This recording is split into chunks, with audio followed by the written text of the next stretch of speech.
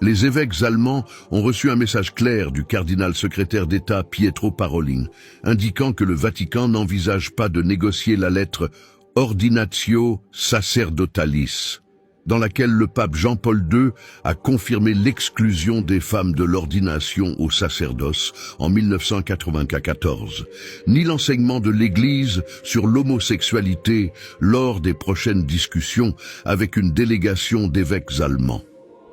Dans une lettre adressée à la secrétaire générale des évêques allemands, Parolin précise la procédure et le contenu d'un dialogue germano-romain sur la voie synodale.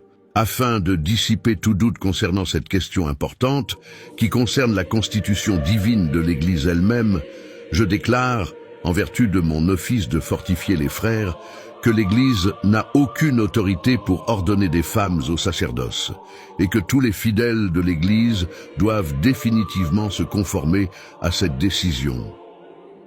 Le pape François a explicitement réaffirmé à plusieurs reprises la déclaration de Saint Jean-Paul II.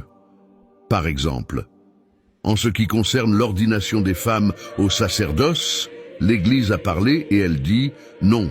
Saint Jean-Paul II l'a dit de manière définitive. Cette porte est fermée. Une autre question sur laquelle une église locale n'a aucune possibilité d'adopter une position différente concerne les actes homosexuels.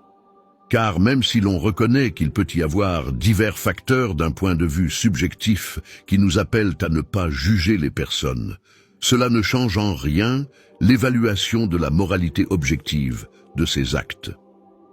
L'enseignement constant de l'Église souligne que l'évaluation morale, objective des relations sexuelles entre personnes du même sexe est précisément et certainement établie.